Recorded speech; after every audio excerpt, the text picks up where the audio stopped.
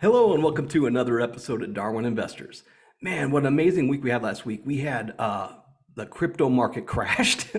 We had the midterm elections. We had a CPI print that surprised a lot of people that actually caused like a short squeeze on mega cap tech stocks, which is completely shocking that that could actually happen. We've got a bunch of YouTubers out there that are having to backpedal on their FTX promotions because maybe that they weren't all that they were cracked up to be. And my response to that is maybe they should just take on the same sponsor that I have, which is beer, because beer actually never disappoints. You'd have thought that people would know that cryptocurrency was really super high risk, at least the exchanges, because Genesis already went under, Voyager already went under, Three Arrows Capital, Terra Luna. I guess BlockFi's in trouble. So I guess the next place that we're all going to go for our crypto delights is probably going to be Coinbase.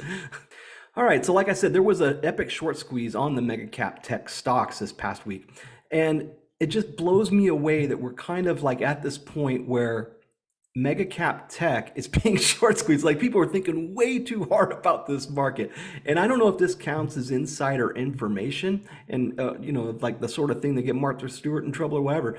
But as long as I'm sitting here and I'm talking to this camera and making these videos, don't short Amazon. I spent everything on that company, and I think a lot of people do it. And yet people were shorting it. And man, it went up like 13% in one day. For a company that size, that's absolutely incredible. Now that 2-day explosion to the upside on all these stocks, it actually happened to like pretty much every stock in my portfolio, which it was fantastic. Actually, I made more money in those 2 days than I've ever made in my life in 2 days. And it actually set off my number one most important technical indicator. And that is when I take my computer and my phone and I run around and I show my wife how much money that we've just made.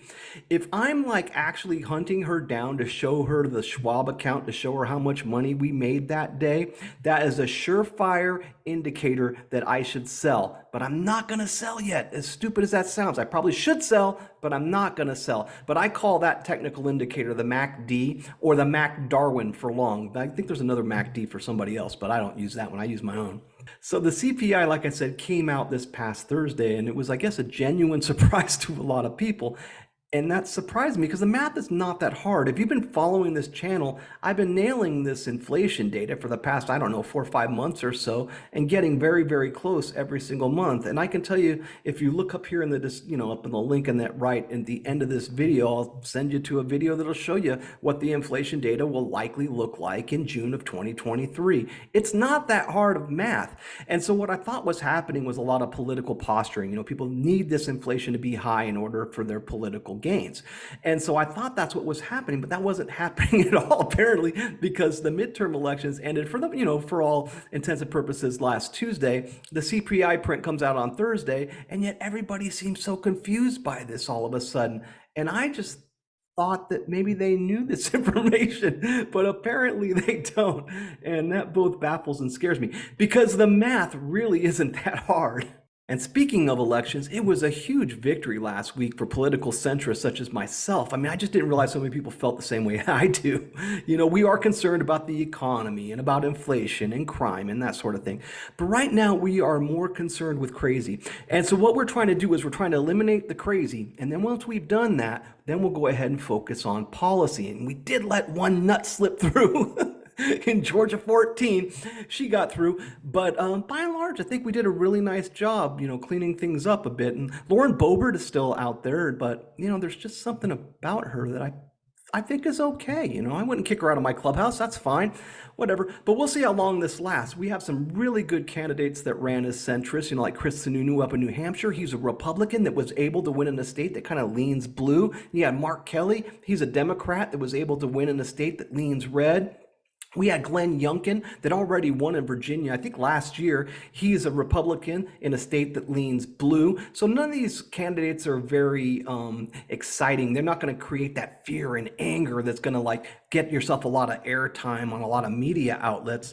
But they are good electable candidates, and it just remains to be seen what the mainstream media is going to do. Are they going to go with good electable candidates that are good for this country, or are they going to go with money?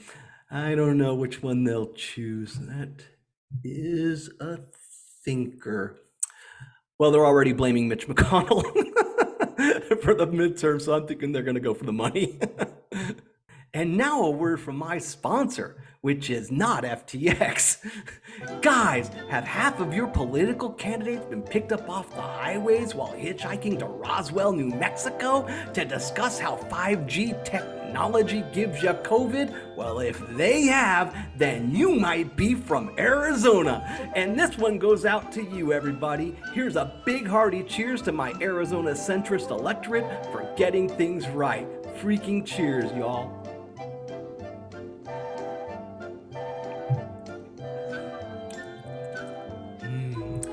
Honorable mention goes out to Michigan. Now please, Michiganders, don't go kidnapping your governor. Please, not good. This beer was actually Harpoon IPA. It is a full-blown 5 Kate Rooney's out of 5. I love that beer. Now let's get into this.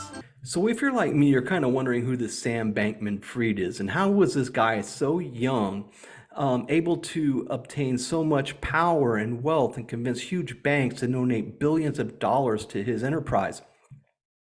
Well, here recently, his FTX company has collapsed because of a collapse in his native cryptocurrency called FTT. Now, how has this happened and how did this collapse actually happen? Well, I have my theories, but it goes back to kind of who is Sam Bankman-Fried. So when you look at this from 2010 to 2014, he attended MIT where he graduated with a degree in physics with a minor in mathematics. Using this math and physics, he went ahead and became a trader over at this Jane Street Capital.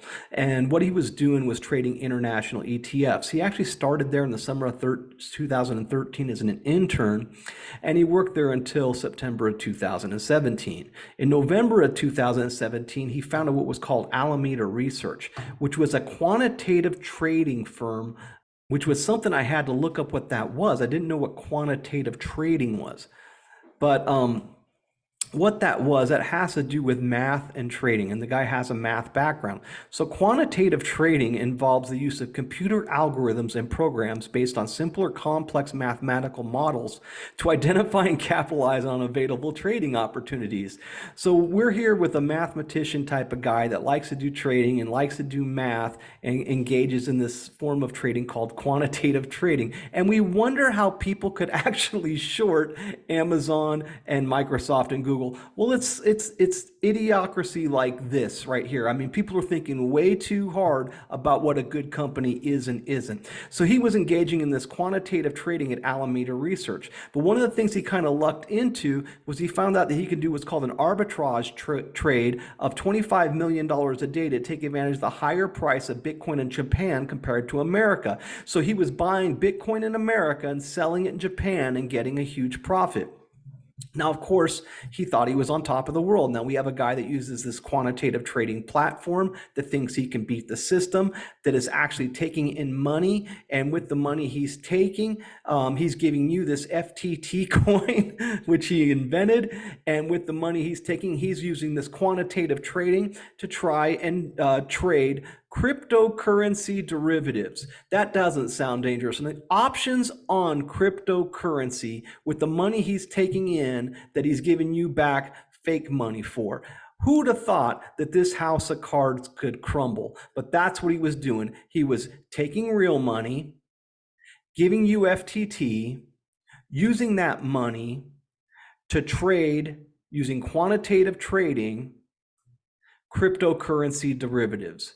And that's how he went under, because that's really super risky.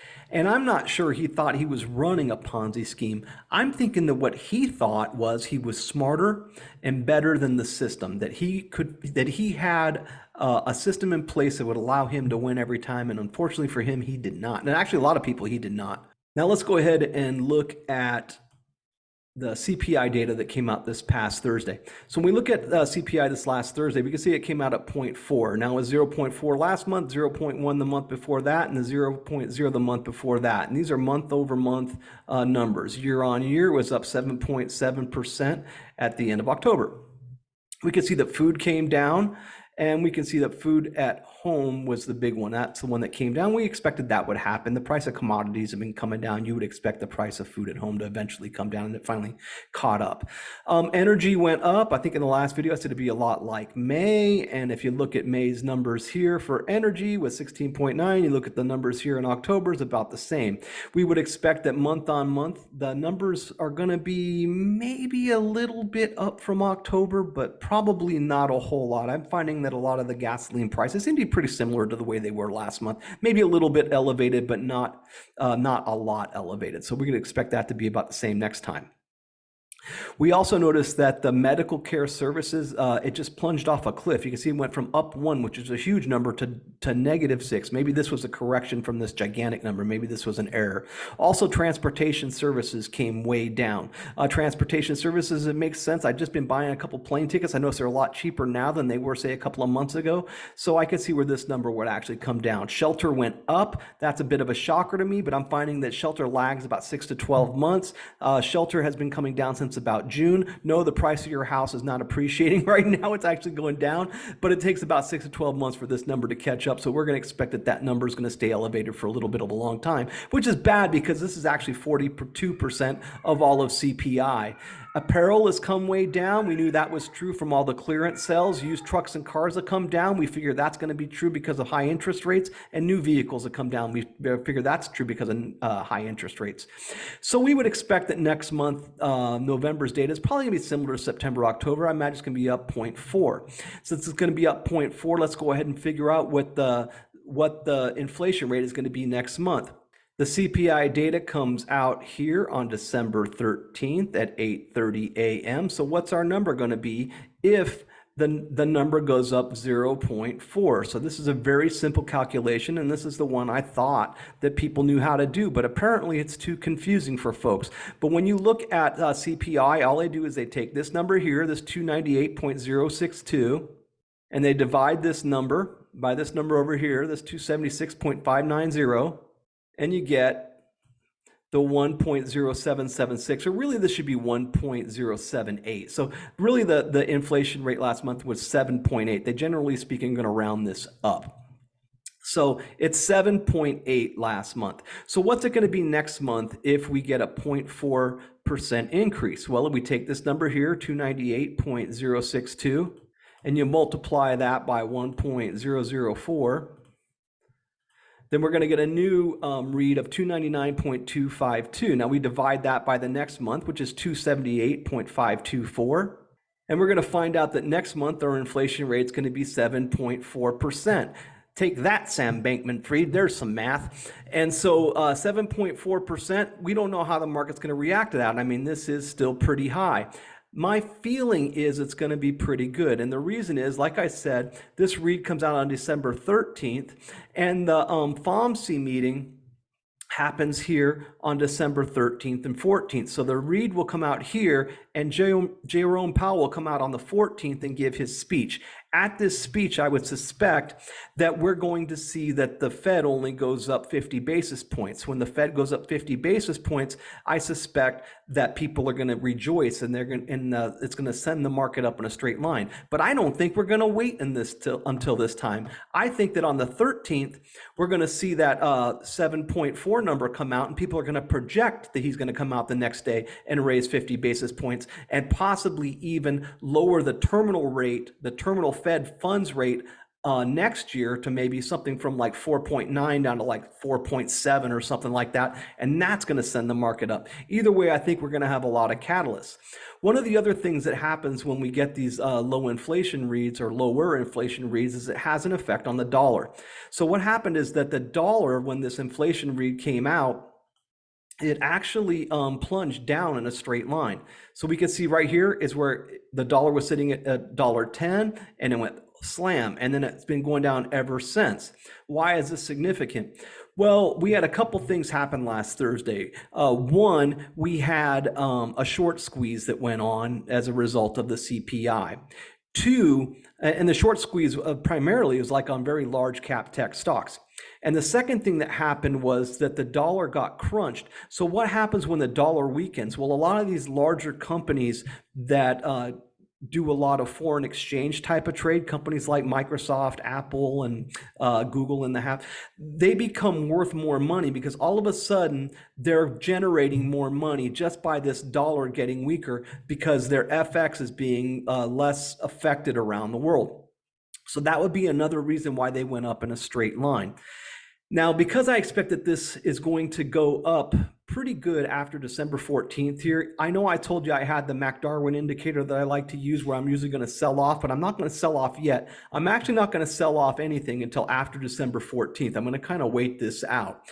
Because what you're going to see is you're going to see people like this Loretta Mester. She came out last Thursday to try and tame down the market because what the Fed doesn't want to do is to see the market go up. Understand the Fed is your enemy. They want you to lose your job and they want the market to go down because you having a job and you having money is a very bad thing for inflation according to them. So when the CPI came out kind of lower than expected and we had the squeeze and all the stocks went up, the first thing the Fed does is start running these Fed presidents out there to try and calm things down because they want you to be broke and by extension me, and I don't like that, so I don't really like her either. Anyway, so that's what happened last Thursday, and I would expect that they're going to run more people like her out this week to try and drive this market downward because they don't want to see this rally. If the market does rally, then what happens is that the VIX starts to go down. The VIX is the volatility index. Let me go ahead and show you that real quick. This volatility index seems to bounce between, say, around here lately, between like 1920 and about 34, 35. 34, 35. The higher it goes means the lower the market is. The lower it goes, it means the higher a market is because the volatility index actually goes down when the market goes up and vice versa. So we're noticing that when this thing bounces off like a 20, that's kind of the low point, I guess, or the high point for the market, but the low point for the VIX. When this thing goes up to about 34, this is a high point for the VIX, but a low point for the market. So a good strategy here recently has been to buy when the VIX is 19, or excuse me, buy when the VIX is 34 and sell when the VIX is 19. And that's what this article talks about here. Rallies this year are following a distinct pattern, and so this one may have a little further to run. The reason why it might have a little bit further to run is because they're saying the VIX is at 22. We're expecting to get down to about 19. I'm expecting that it's actually going to continue running right up through the middle of December. That's the way I'm going to be playing this. But I do think that in the short run, people like Loretta Mester is going to come out and knock this market down. So I understand I probably should have sold last week. I know I should have sold last week, but I'm just going to hang on anyway because it's going to bounce back. So let's go over this article real quick. Nick Colas, co-founder of Data Trek Research, pointed out that the rally also came amid a falling level of market fear as gauged by the volatility index. Colas cautioned against euphoria after major averages posted their biggest single-day gain since 2020. It is great to see U.S. stocks up 5% a day, but let's keep this move in perspective and not get overly optimistic yet. I'm in that camp as well. I think this market has a little bit further to run, but I think at the end of the day, we're going to actually wake up and see that 7% inflation is still pretty high, and the Fed is still cranking up rates, not at the rate that they were, and maybe the federal funds rate, terminal rate is coming down a little bit, but it's still going to be high. So there's no reason to get too optimistic, but the thing is that this market has already priced in a really nasty recession and a really high federal funds terminal rate. So that's the reason why we're seeing a little bit of a bounce. What Colas is saying is it has a little bit more to run, but just keep an eye on the VIX. The history of every rally this year is that they start with the VIX between 33 to 36 and end when they go to 19 to 20. By this measure, the current rally has some room to run. Being up 5% doesn't tell us that. The VIX as a measure of investor uncertainty does. So what Nick Colas is saying is that when you get between 19 and 20, go ahead and start selling some stock, if not all of it, and kind of wait for it to bounce back up. And I'm not going to sell. I might sell all of it, but I might run it all into JEPI and just start selling options at that point, because I am planning to make a very large purchase next summer. So that's what I'm going to be doing. How is my portfolio positioned right this second? Well, let me see. So the way that I'm positioned next week is that I'm prepared for these Fed presidents and governors to come out and try and knock this market down. For this, I've actually got 4 covered calls open. Right now, Microsoft is sitting about $247. If Microsoft goes over $260 by the 18th of November, that means that I will have to sell my Microsoft for $260 a share. It's currently sitting at $247 a share. For me to take this bet, someone has paid me $48. Because they've only paid me $48 for this, and I did all these right before close on Friday, for someone to only pay me $48 on this, people really do think it is going to go up there, because if they thought it was unrealistic, I would get a lot more money for this. This is one that would have low beta. This is or low volatility. You can tell I don't need to see a volatility chart, to actually look at the Vega, the actual volatility, to let you know whether or not a stock has a lot of volatility. I can tell you just by looking at these numbers that Lowe's here is sitting with a high volatility because they're paying me 3 times what Microsoft is paying, and they're both roughly the same amount of money. The reason why Lowe's is paying me a lot more is because they declare earnings on the 16th, and earnings introduces volatility. Nvidia also has earnings this week. That's the reason why I'm able to sell this way out of the money for $85. They also report on the same day as Lowe's. And this thing could go screaming higher, but I don't think it will. I think it's going to be a buy the rumor, sell the news. Amazon is not reporting earnings, but I've sold it a bit out of the money. If Amazon is over $108 by the 18th of November, I'll have to sell all my Amazon shares for $108 each. Otherwise, I get to collect their $98.69 and resell them. And that's the way I'm actually positioned this week. And I know that was really complicated, but and fast, but I have a brewery to get to. So if you got anything out of this video, please like, subscribe, hit the little notification bell. Until then, we'll see you next time. Have a great day. Bye.